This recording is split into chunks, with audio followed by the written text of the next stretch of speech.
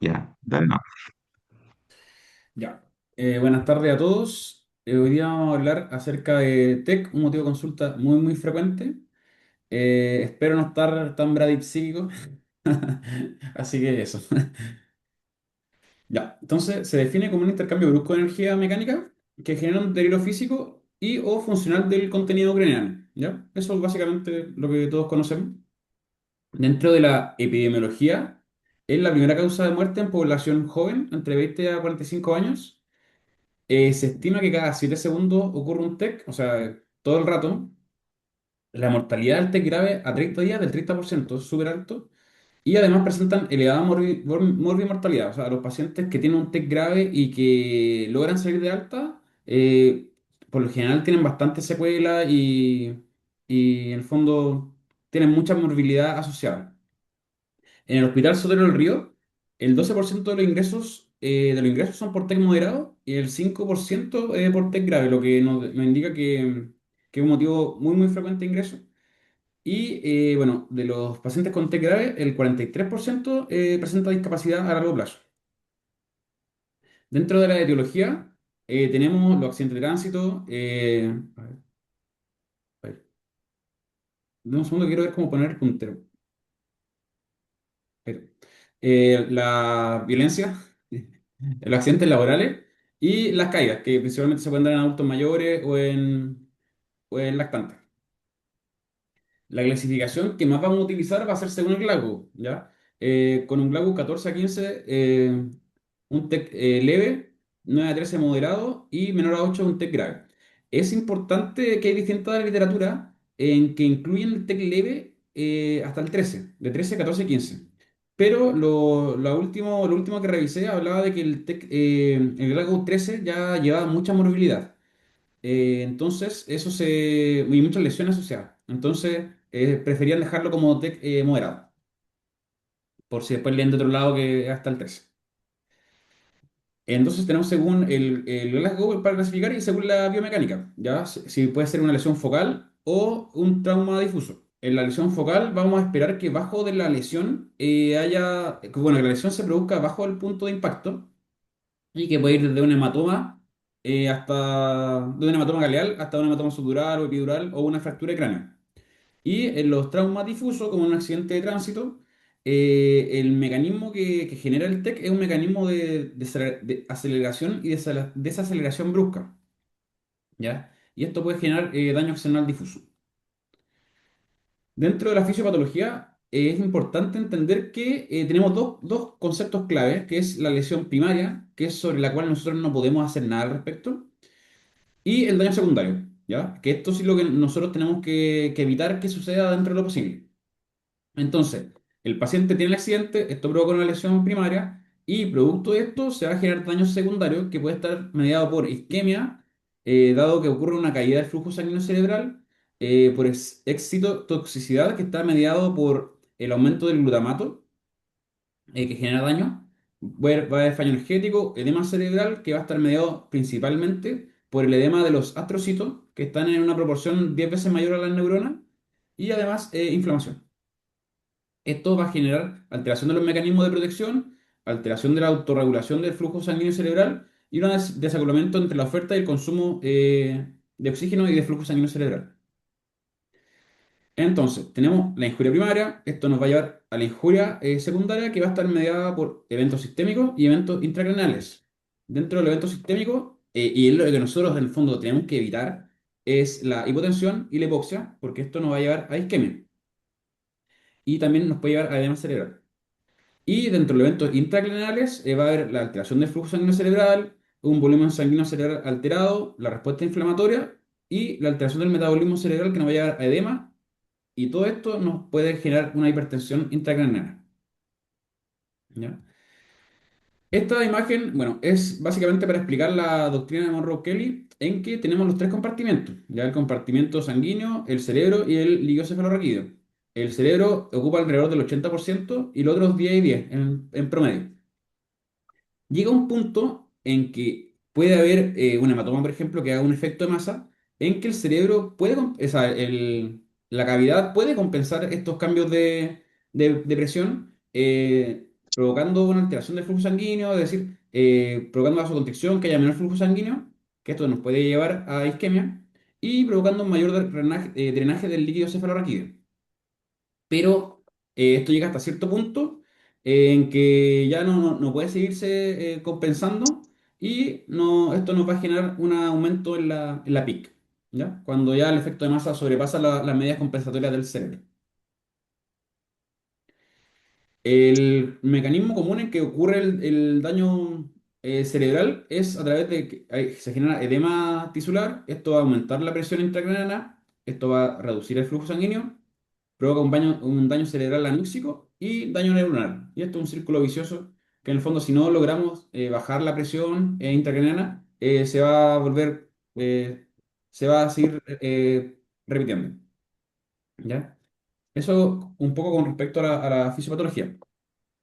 Dentro del enfrentamiento de estos pacientes, bueno, como todo paciente, lo enfrentamos con nuestro clásico ABC, ¿cierto? Es distinto un paciente que nos llega y nos dice, chuta, no, me pegaron un palo hace 3 días peleando curado después de la disco, a un paciente que llega entablillado con columna cervical posterior a un accidente de tránsito, ¿no?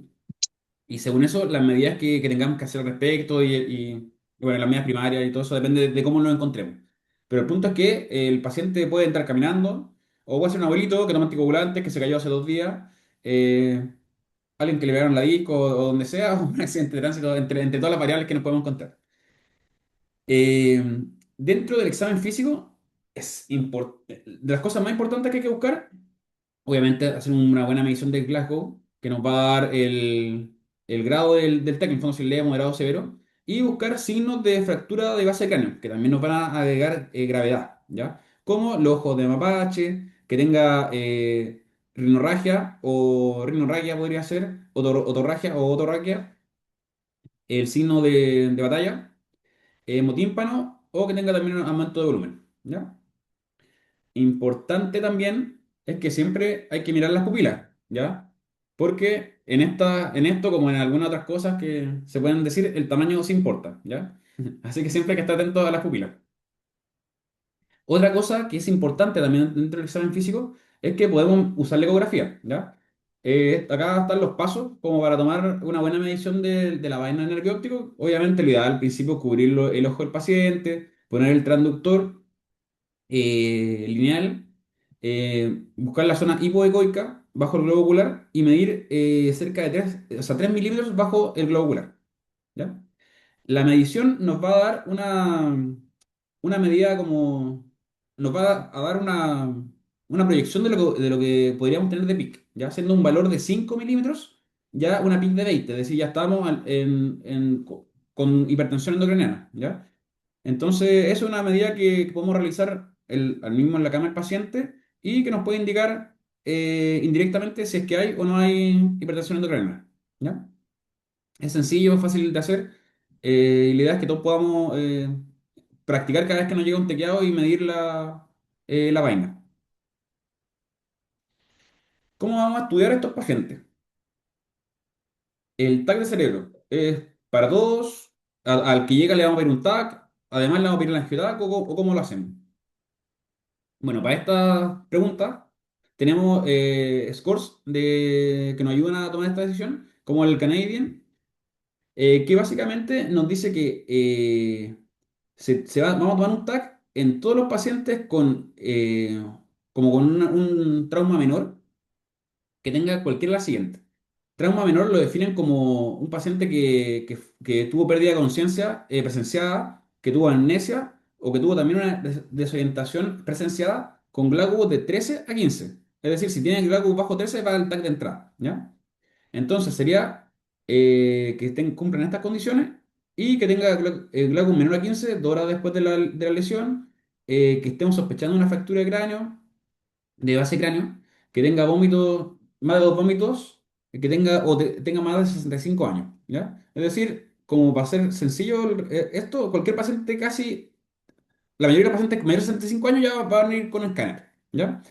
Y las cosas de mediano riesgo, que puede ser una amnesia mayor a 30 minutos después del impacto, o que el mecanismo sea peligroso, ¿ya? Como una caída de altura, como que haya salido eyectado, entre otros, ¿ya? Esto tiene una sensibilidad del 100% para detectar lesiones que requieran intervención neuroquirúrgica, ¿ya? Así que esto podemos usarlo cuando tengamos dudas. Obviamente, si un paciente que viene con un trauma de alta energía, que viene en glaucoma bajo, le vamos a pedir de entrada. Pues ahí no hay duda. Esto es como para la zona gris, en que nosotros nos decimos, chuta, le pedimos, no le pedimos, lo observamos, no lo observamos, o lo mandamos, y ahí qué hacemos, ¿ya? Y Entonces, a cuando... ver, devuelve un poquito, Sergio. ¿A cuál? ¿A Es esa? como realmente para la zona gris? ¿O en qué paciente nos sirve este score? ¿Qué va a ir a buscar? ¿Alto riesgo o bajo riesgo? Alto riesgo. O sea, el que entra, o sea, tiene la sensibilidad para detectar lesiones de alto riesgo. O sea, sí, 100% de sensibilidad para detectar lesiones que requieren intervención quirúrgica. Claro, quiere decir que es sensible, que de todos los pacientes que Sí. van a requerir lesiones con manejo neuroquirúrgico los va a agarrar, pero eso no lo exime de que agarre pacientes que Ah, no sano, tengan claro. necesidad, po. No, Claro, claro. eso es sensibilidad. Sí, Yo soy altamente sensible, me comprometo a que no se me pase nada, los pesquiso a claro, todos, claro. pero no te garantizo que pueda meter dentro del saco gente que no necesita esto. Por Ah, lo no, no, claro, tanto, claro que no. las herramientas que tienen alta sensibilidad nos sirven para hacer screening. ¿Y en quién? Finalmente esta herramienta nos sirve para decir a quién le tomamos el escáner cuando estamos sospechando bajo riesgo. Dicho de otra forma, más sencilla. Si la regla es negativa, este paciente no le tomo escáner. Claro, Entonces nos sirve más para el paciente de bajo riesgo. ¿Ya? Eso, sí. ya, súper. Y entonces, ¿cuándo pedimos la angiotac? Bueno, pedimos en caso que haya una lesión cerebral penetrante, en caso que haya déficit neurológico focal que no tiene explicación, con un TAC de cerebro normal, sin contraste, sin alteraciones. Evidencia que haya una lesión arterial en fracturas Lefort 2 o 3, en fracturas de columna cervical y en fracturas de base de cráneo con afectación del canal carotídeo. Y además, en paciente que tenga lesión axonal difusa con glaucoma menor a 6. Con respecto a la resonancia, bueno, no la vamos a pedir de entrada y es más sensible para contusiones cerebrales pequeñas, para hematomas extraxiales de bajo volumen, microhemorragias y es mucho más sensible para las lesiones axonales difusas versus el TAC, ¿ya? Entonces, en esos casos no serviría, no el examen que vamos a pedir apenas llegue el paciente claramente y probablemente va a estar reservado para cuando haya una discordancia clínico-radiológica, ¿ya? Sergio, y si tú pusiste que es más sensible para este tipo de cuadro, ¿cuál crees ¿Mm? tú que sería la utilidad de pedir una resonancia? ¿En qué nos va a cambiar conducta? Al menos Nos a va a cambiar nosotros en más la que nada urgencia. el pronóstico posterior. El pronóstico y el tema de después la recuperación, porque en el fondo si hay lesiones axonales, no hay un manejo como determinado para eso. Tampoco, en el caso de las lesiones axonales, tampoco aumentan, no aumentan la PIC. Entonces, más que nada para el pronóstico y para saber la recuperación del paciente como a posterior más que nada. Pero Mira, no se le diría de es urgencia. es un rol más que nada didáctico. En palabras muy simples, si el gallo queda hueón cuando ya debiese estar bien, probablemente sea por esto. Para tener la ¿Por explicación. qué?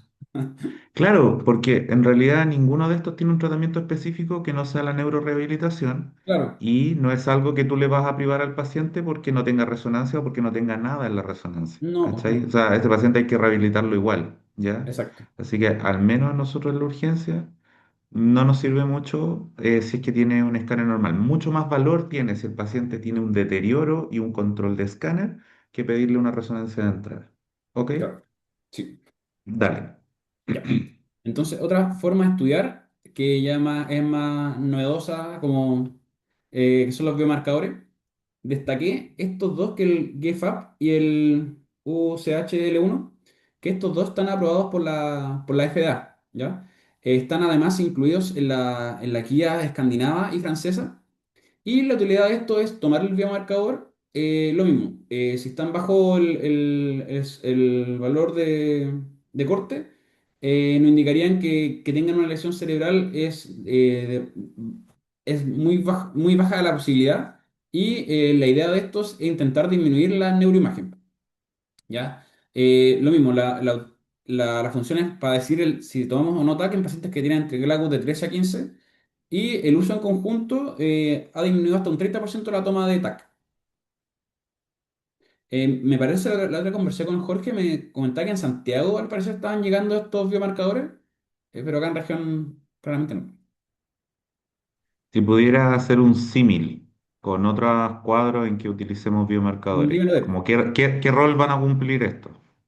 el valor predictor negativo, como el dímero D. Exacto, con un dímero D. Entonces, lo que van a hacer probablemente estos biomarcadores en un tiempo a esta parte, porque yo los vengo escuchando de que era becado, es que probablemente van a pulir al paciente que realmente es de bajo riesgo, de muy bajo riesgo, ¿ya? Claro. Entonces, probablemente nos va a servir para el paciente que la regla predictiva no lo descarta, para decirle, no, mira, tiene los marcadores bajos, igual no le vamos a pedir el escáner, ¿ya? Claro, y abajo Eso, están cuándo se pudieran alterar de manera, por ejemplo, en pacientes jóvenes mayores de 65 años, menores de 12 que, bueno, en el dímero D es lo mismo, entonces también tiene cierta implicancia en que puede estar alterado basalmente. súper. Eso con los biomarcadores. Bueno, considerando las distintas cinemáticas y las distintas formas de que el paciente se puede tiquear, tenemos tipos diversos de lesiones. ¿Ya? Como, bueno, la lesión axonal difusa, que esto implica el cizallamiento de largos tractos axónicos dentro del cerebro. En la bibliografía describen que es como que tengamos una jalea, una gelatina entera, la batimos y si bien está completa, por dentro se triza. Es como lo mismo que pasaría en el cerebro después de un trauma de alta energía, ¿ya? Esto causa disfunción autonómica relacionada con la lesión del tronco encefálico del hipotálamo, causa coma sin elevación de PIC y no existe el tratamiento específico.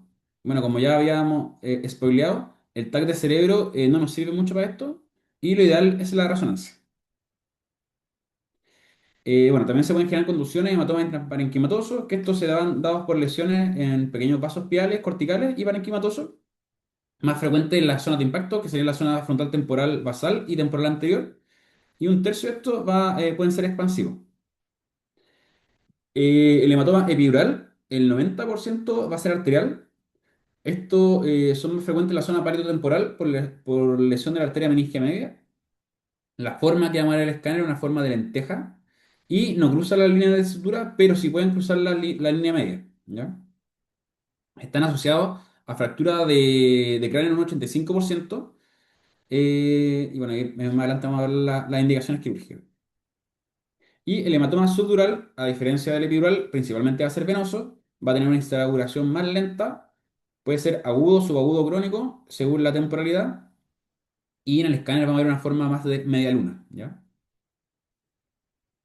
También tenemos la hemorragia subaracnoidea traumática, que, bueno, el trauma en sí es la causa más común de hemorragia subaracnoidea, más que la aneurismática. Puede localizarse en zonas de fractura o contusiones. Tampoco tiene tratamiento específico, a pesar de que sí puede generar vasospasmo. Pero los estudios muestran que el nimodipino no muestra mejores resultados en los aneurismas, o sea, en la hemorragia subaracnoidea traumática. Y bueno, si hay dudas si la causa es traumática o aneurismática, tenemos que solicitar una angiotac. Y los factores de riesgo para que se generen vasoespasmos es que tenga un volumen sanguíneo mayor, que tenga un lago menor a 8 de ingreso o que sea más joven. ¿Ya? Bueno, con todo esta distinta etiología, nosotros nos vemos enfrentados a presentar esto al neurocirujano, ¿cierto? Y algo que escuchamos frecuentemente es esto, ¿cierto? No, el paciente no tiene criterio quirúrgico. Y nosotros lo que queremos lograr es intentar convencerlo, o no convencerlo, la verdad, darle los argumentos y que él nos diga en un momento esto. Con cara media triste, chuta, si tiene criterio quirúrgico, es mío. Entonces, ¿en qué casos el neurocirujano nos va a decir que sí tiene criterio quirúrgico? Bueno, en el hematoma hemisférico cerebral, cuando el volumen es mayor a 50 ml, o cuando una hemorragia frontal o temporal mayor a 20 ml con desplazamiento de la línea media mayor a 5 milímetros. ¿Ya? El desplazamiento mayor a 5 milímetros es casi para todas las entidades. ¿Ya? O que tenga compresión de la cisterna o que esté en GLaCOS 6 a 8. En el caso de la hematoma de la fosa posterior, que hayan signos de compresión de tronco, obliteración del cuarto ventrículo, borramiento de las cisternas o una hidrocefalia obstructiva. En caso del hematoma epidural, que tenga mayor a 30 ml de volumen, un espesor mayor a 15 milímetros, el mismo desplazamiento de la línea media mayor a 5, que tenga compromiso de conciencia o anisocoria, que tenga focalidad, que el hematoma vaya progresando o que sea de fosa posterior. Y en el caso del hematoma subdural agudo, que tenga mayor a 1 centímetro de espesor, desplazamiento de la línea media nuevamente, y un glauco menor a 8 asociado a que tenga una caída del glauco de 2 puntos desde que ingresó, anisocoria o una PIC mayor a 20 de manera persistente.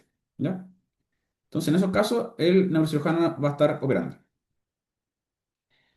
Entonces, el manejo ya más específico, ¿cuál es nuestro objetivo en el manejo?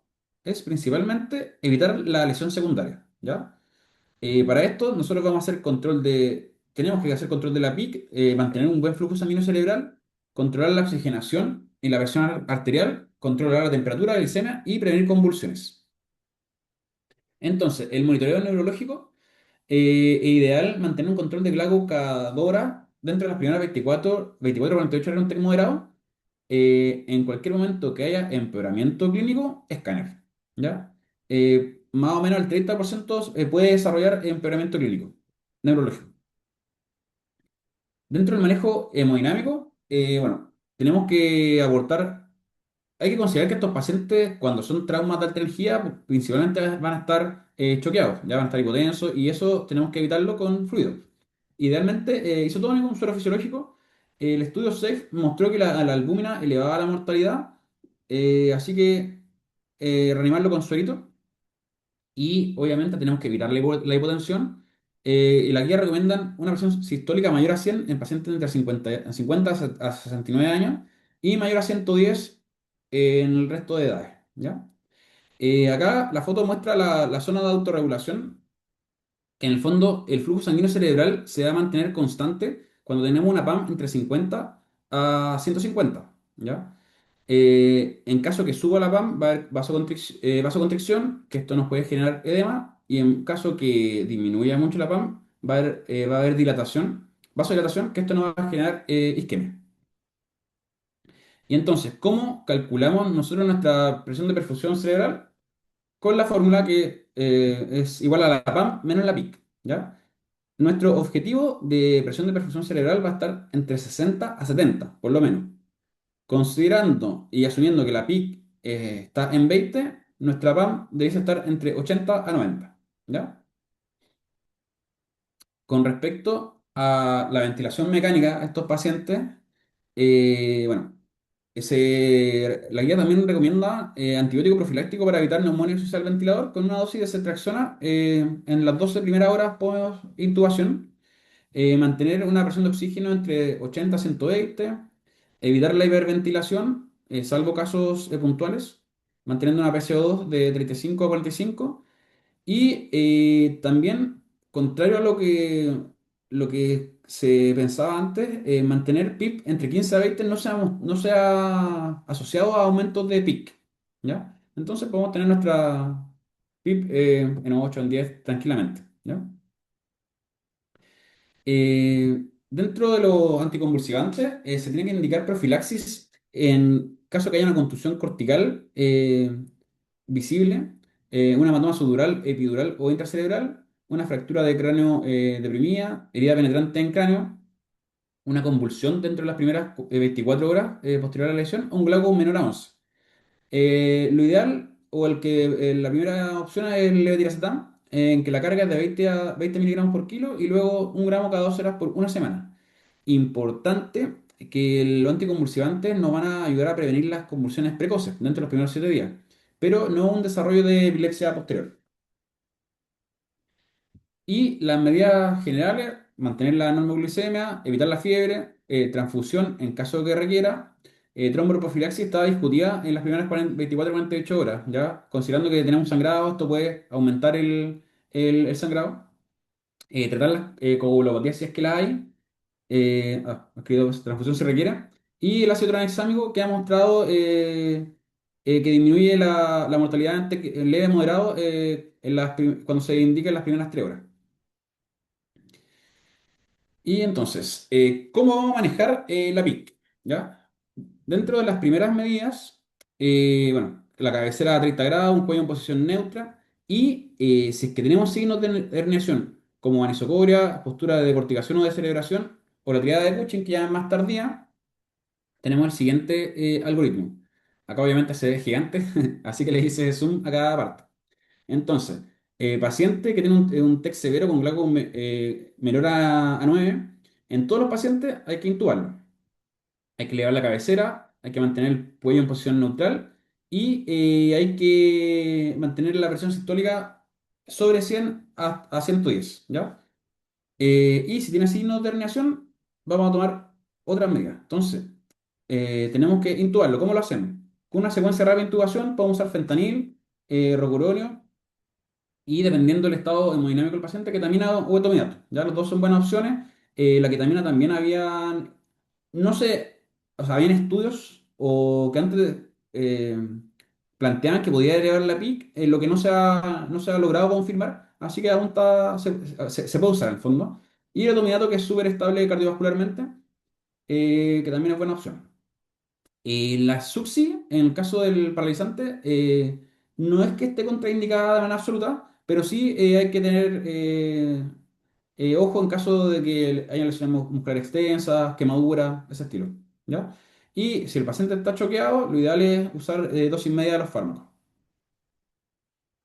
Entonces, si hay signos de herniación, las medidas inmediatas que podemos usar como para intentar ganar tiempo en el fondo, que son todas medidas temporales, podemos realizar una hiperventilación para bajar la PCO2 de 30 a 30, entre 30 a 35, administrar terapia osmótica y mantener una PAM entre 80 a 100, ¿ya? Eh, en caso que, bueno, y después de esto, la intervención quirúrgica, evacuando el hematoma si es requerido e insertando un captor de PIC, ¿ya? Entonces, la terapia osmótica, la misión va a ser revertir transitoriamente la herniación cerebral y bajar la PIC, ¿ya? Para esto tenemos, puede ser con un suero hipertónico del 23,4%, 30 a 60 ml, o 0,5 a 1 ml por kilo, a pasar en 10 minutos. El manitol en dosis de 1 a 1,5 gramos por kilo, o un suero hipertónico al 3% entre 2 a 5 ml por kilo, ¿ya? El manitol podría estar un poco contraindicado en caso de que el paciente esté hipotenso, porque nos va a provocar una gran depresión de volumen, ¿ya? ¿Y qué pasa con esto, con los sueros hipertónicos?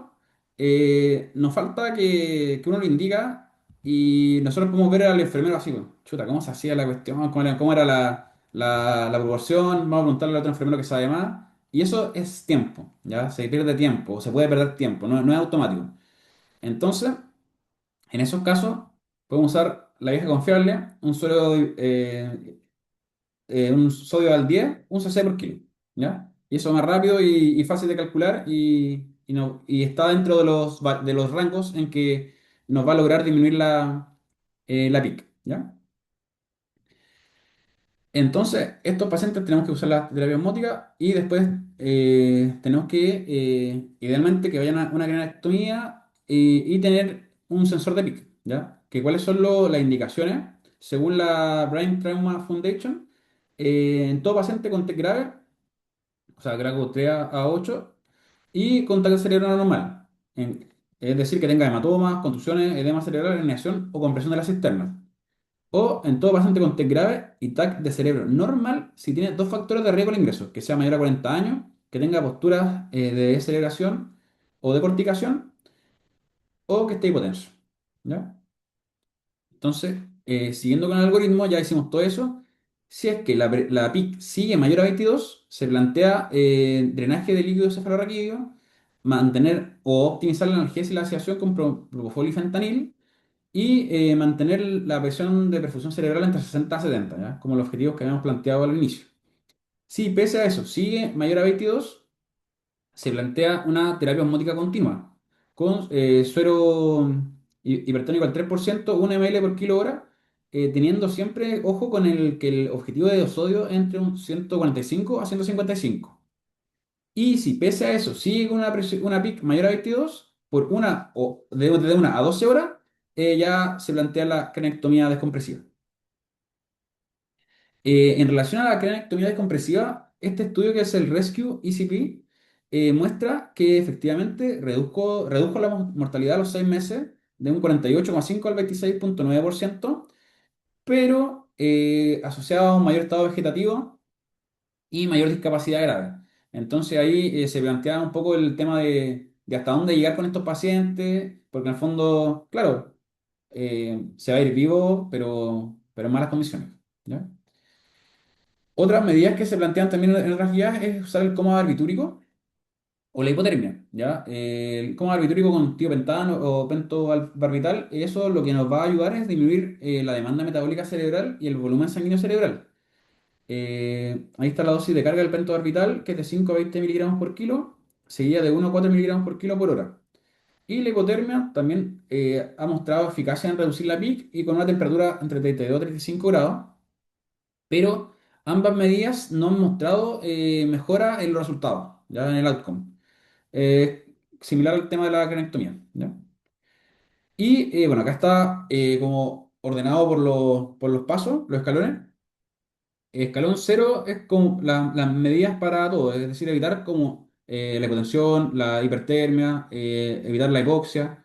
Eh, Cuando ya tenemos, en el fondo, si la presión, la PIC está sí elevada, mayor a 20, 22, podemos agregar la sedación o la terapia hipertónica y considerar también la profilaxis para convulsiones. En caso que esto siga con la PIC elevada, se puede agregar bloqueo neuromuscular, hiperventilación también, y si esto persiste, hipotermia, coma barbitúrico y la cranectomía descompresiva. ¿Ya? Es importante entender que bueno, estos pacientes con TEC grave son hospitalizaciones prolongadas que pueden generar complicaciones a nivel multisistémico, ya de todos los sistemas, en verdad. Complicaciones a nivel de la piel, cardiovasculares, del sistema respiratorio, renal y metabólico. ¿Ya? Y acá se muestra un poquito, en el fondo, cómo podemos prevenir cada, las lesiones de cada sistema, aunque obviamente en hospitalizaciones prolongadas es muy difícil prevenir, de repente evitar que se infecte. Son cosas que se van dando y que es complejo como que podamos manejar. O evitarlo al 100%. ¿Ya?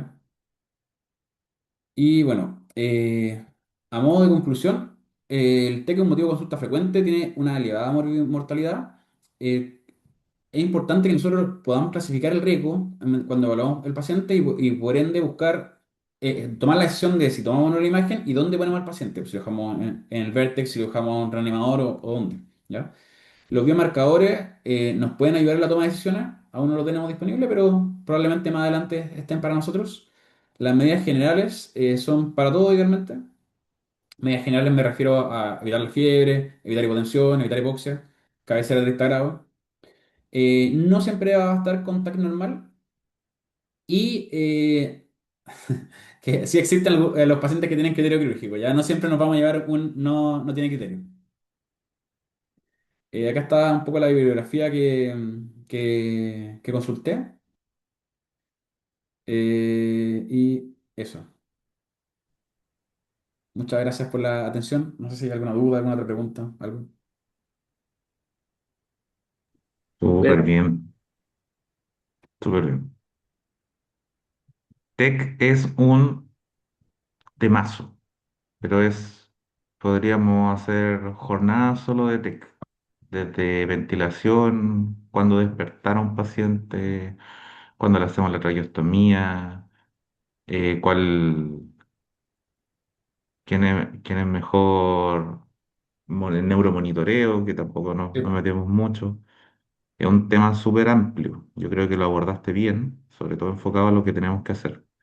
sí, no quise meter Eh, tanto en monitoreo, o sea, el neuromonitoreo multimodal y esas cosas que en el fondo no nos enfrentamos mucho a eso.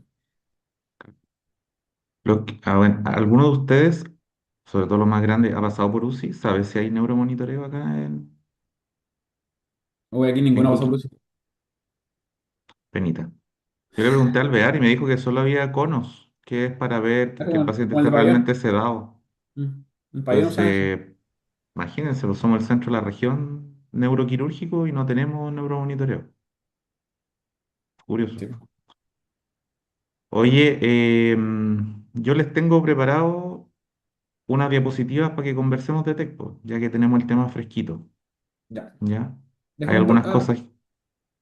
Termine de compartir para compartir yo, ya que Sergio nos dio una introducción más que adecuada. Vamos a hacer este seminario de reflexión al toque. Para esto necesito que participen todos, pues, como la actividad que teníamos antes. ¿Se ve? Eh, Está cargando. sí, está grabando. Caramba.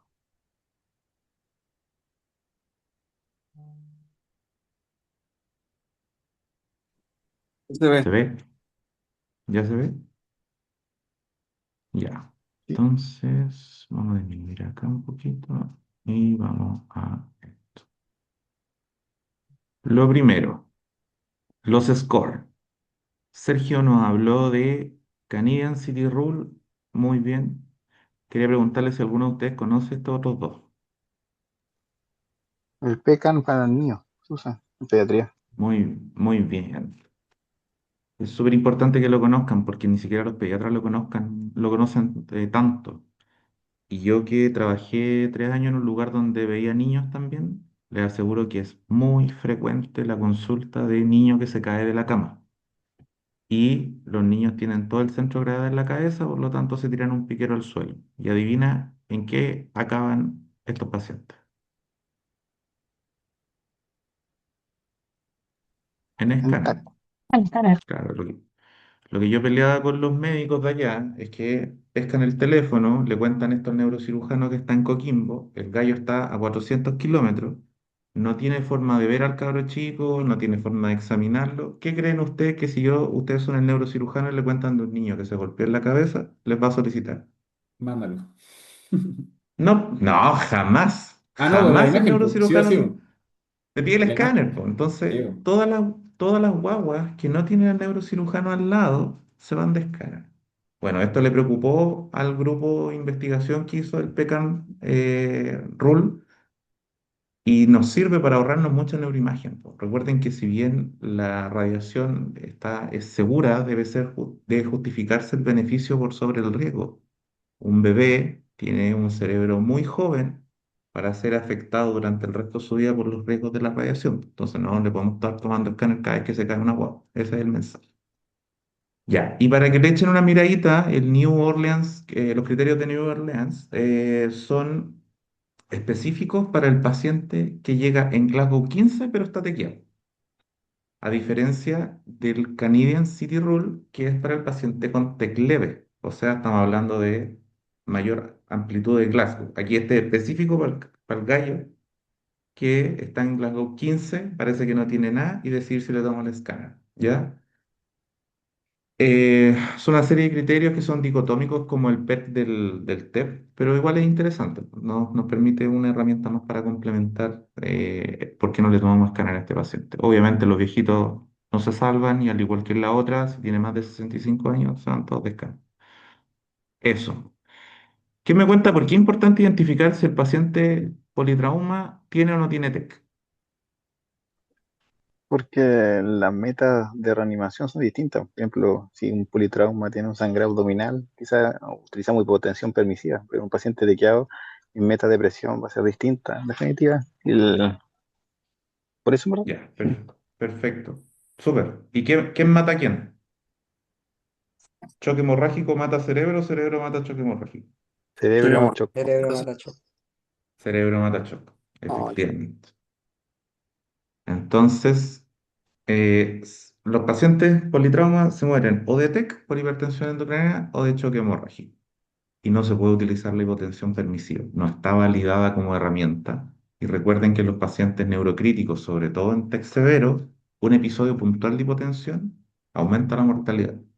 Entonces, estos pacientes debemos mantenerlos con metas hemodinámicas. Entonces, bueno, aquí, rapidito, son las mismas que dijo Sergio, pero también recuerden como la presión de perfusión cerebral es dependiente de la PAM, una PAM mayor o igual a 80, ¿ya?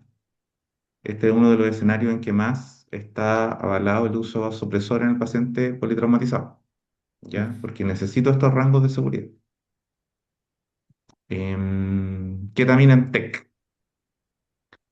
Esto ya lo dijo Sergio, pero para que lo tengan en consideración, en un principio la ketamina estaba como contraindicada en este escenario.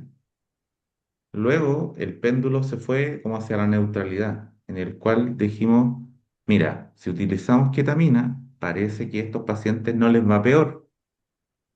Hoy la evidencia apoya el uso de la ketamina más que demonizarlo. Tiene efectos ahí, como dice, la supresión metabólica. Este cerebro en ketamina consume menos oxígeno. Puede a permitir el control de la PIC. Ayuda a prevenir aumentos de presión endocraniana. Más que subirlo, ayuda a prevenir que aumenten. ¿Ya?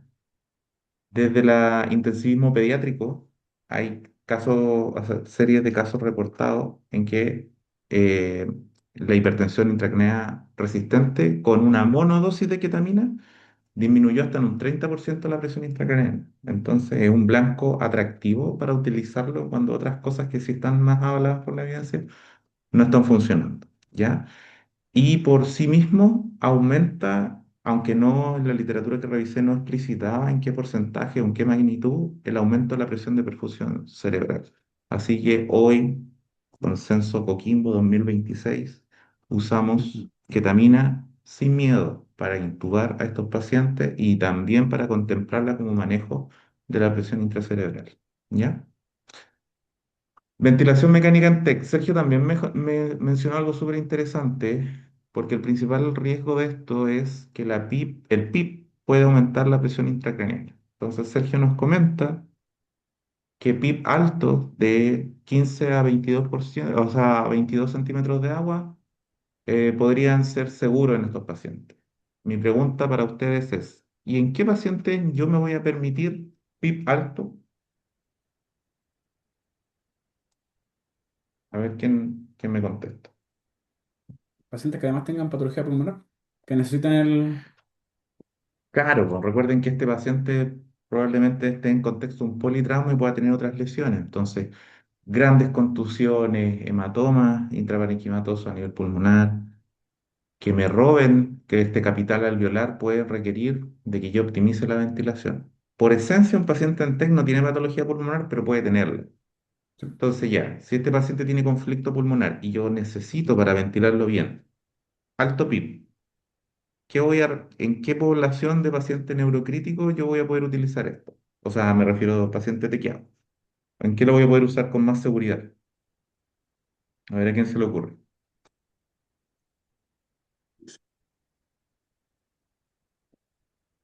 No entiendo cómo la pregunta. Porque yo tengo el miedo de que el PIB le pueda aumentar la presión intracraneal, ¿Mm? pero hay Ah, evidencia que dice que puede ser seguro. Claro. Entonces, ¿cómo garantizo que tiene, lo que estoy haciendo no le está haciendo mal al paciente? Y aquí que tiene está un monitor, por monitoreo.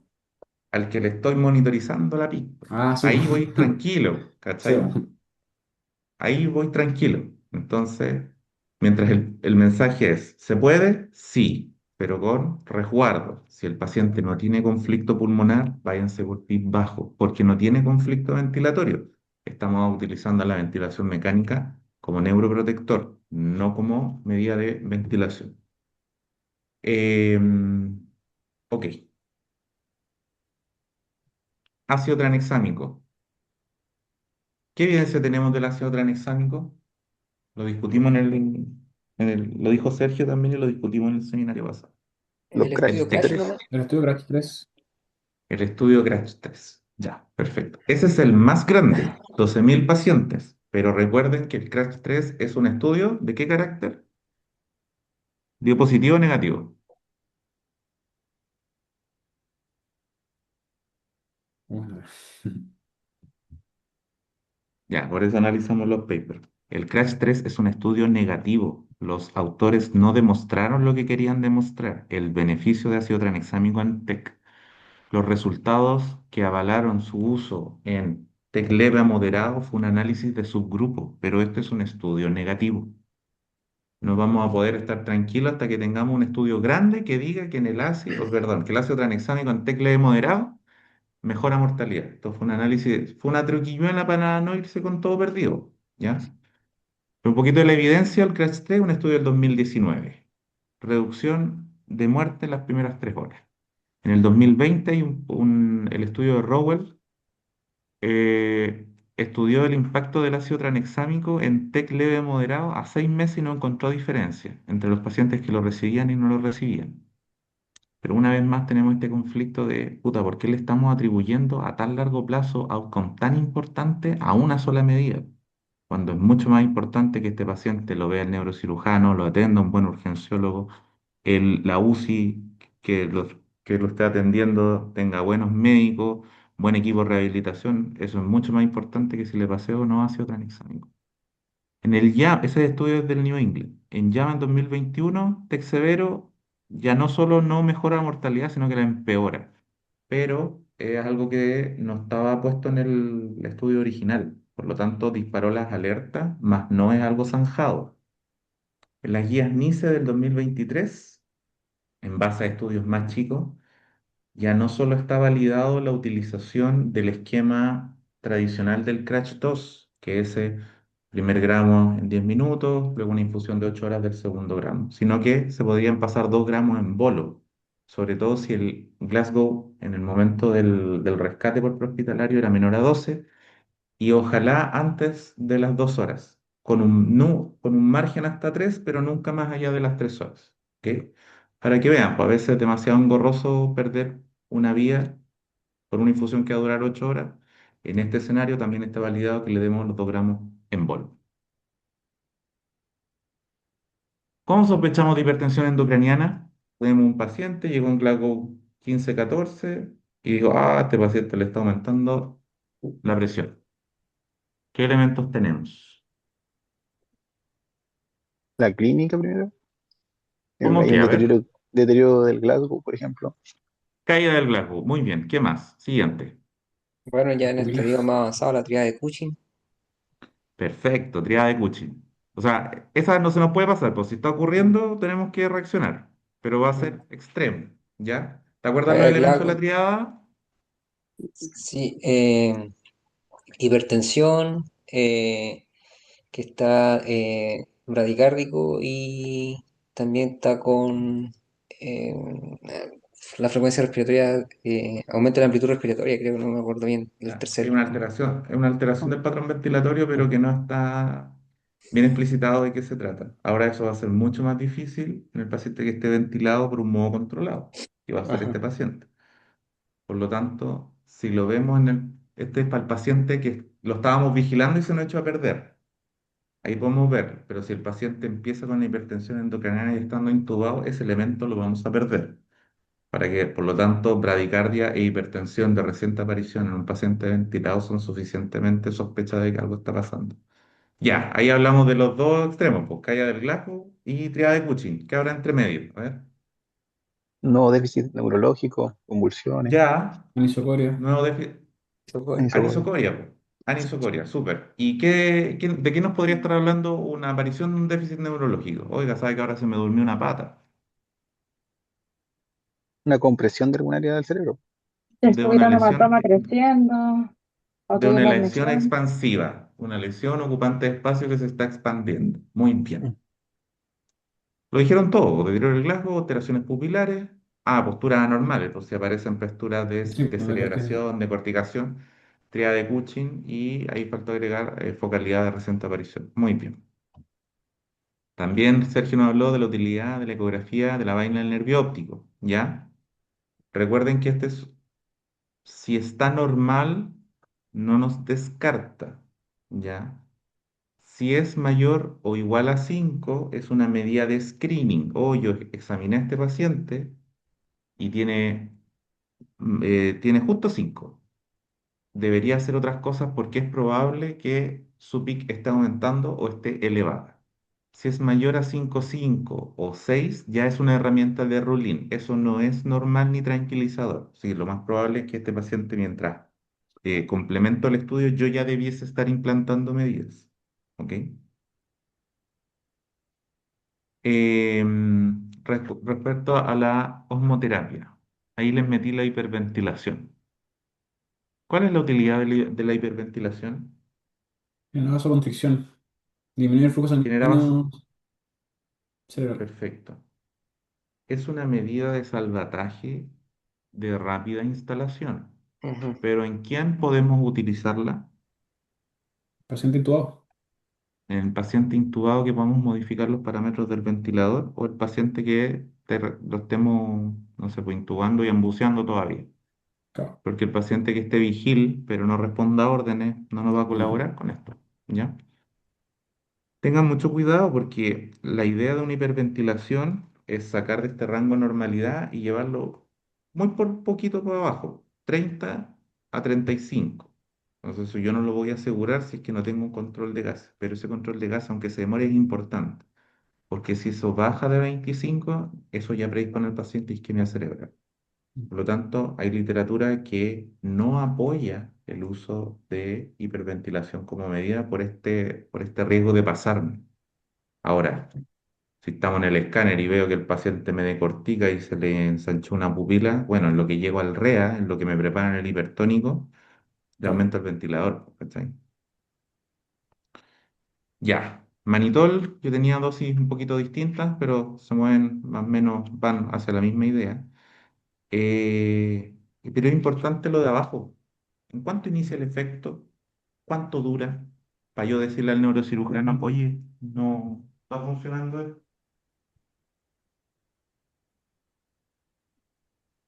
Por ejemplo, el hipertónico dura 3 4 horas. De hecho, las guías dicen como les han dicho bolos 150 de 3 al 3% cada 4 horas. Entonces no tiene un efecto muy Claro. prolongado. En Mm. general, Todo de la transitorio. literatura que yo revisé, se describe hasta 12 horas, pero si dura más de 2 horas, ya se considera una respuesta satisfactoria de la medida. Y se demora 5 minutos en empezar a hacer efecto. Entonces, es una de las medidas más rápidas, pero siempre teniendo en consideración el margen de seguridad de la anatremia.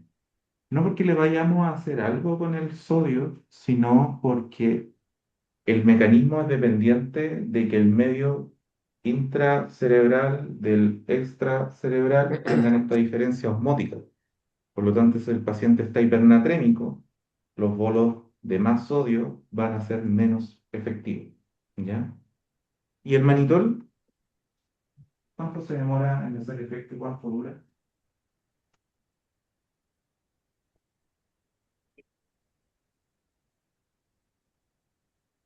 Un poquito más lento, se demora entre 15 a 30 minutos, dura como 4 horas tampoco. ¿Ya? Para que lo tengan en consideración. ¿En quién no debiesen ocupar manitol? En el paciente que está, ni tanto que esté Hipotenso. hipotenso, porque lo podemos estar soportando con vasoactivos. Pero en el que tenga falla renal y trauma renal, probablemente ese paciente no se va a aguantar el efecto osmótico del manitol. ¿Ya? Ahora, lo mismo que les digo siempre, si el paciente se está enclavando y justo en el hospital, porque cada día se nos acaba una hueá distinta, no hay sodio y solo tienen manitol, manitol, en un escenario Sí. de que solo pueden ganar. Ahora se pueden dar el lujo de elegir. Ahí están los parámetros de seguridad de cada uno. ¿Ya? Ahí en manitol de 15 a 30 minutos, duración 6 horas. El hipertónico a los 5 minutos y entre 2 a 12 horas. ¿Ya? Por eso este paciente tiene que estar vigilado constantemente. Rol de los anticonvulsivantes, no nos vamos a detener. Sergio lo explicó súper bien. Primeros 7 días. Hasta hace poco, fenitoína e indicación 1A. Levetiracetam, actualmente, primera opción, no requiere monitorización ni de niveles ni monitoreo del paciente. No tiene el efecto cardíaco que tiene la fenitoína. Ácido valproico, contraindicado. Ya hay evidencia de que podría aumentar la mortalidad a pesar de que el mecanismo no se ha explicitado. Ya, por lo tanto, no va a ser nuestra opción en este paciente. Levetiracetam, por comodidad, sería lo más práctico. Si tengo solo fenitoína, está avalado por la evidencia. ¿Qué pasa con nosotros, po? Que no tenemos un neuromonitoreo. El neurocirujano no va a llegar a clavarle el captor de PIC o probablemente el paciente se haya una UCI donde no tenga. ¿Qué podemos hacer? Control clínico, imagenológico. Control clínico imagenológico. La inteligencia artificial que le pedí ayuda para estudiar, repasar esto, me decía que esta weá igual que manejar de noche con niebla. No es lo más fácil, pero se puede igual si uno tiene las precauciones, ¿ya? Hay que estar más encima del paciente. El esfuerzo que nos va a tomar probablemente va a ser más desgastante, pero al menos no tenemos que dejar de estar mirando a este paciente cómo se encuentra. Y me falta una pregunta que se me acaba de ocurrir. Al que me la conteste, le tendré misericordia la próxima vez que lo tenga que evaluar. Si la presión de perfusión cerebral es la PAM menos la PIC, ¿por qué las medidas van solo dirigidas a bajar la PIC y no aumentar la PAM? ¿Se entiende la pregunta? Sí, es por el mecanismo de autorregulación, porque si Ya, después... Eso. explícite, o sea, ¿Me expláyese. explico? Porque si aumentamos mucho la PAM, después se genera vasoconstricción y eso puede llevar a isquemia. Si aumentamos mucho la PAM, se En va a la generar curva, ¿sí? La autorregulación cerebral va entre 50 a 150 milímetros de PAM. Entonces, si ya, salimos de eso, o sea, provocar vasodilatación o vasoconstricción. Y eso puede provocar claro, o isquemia.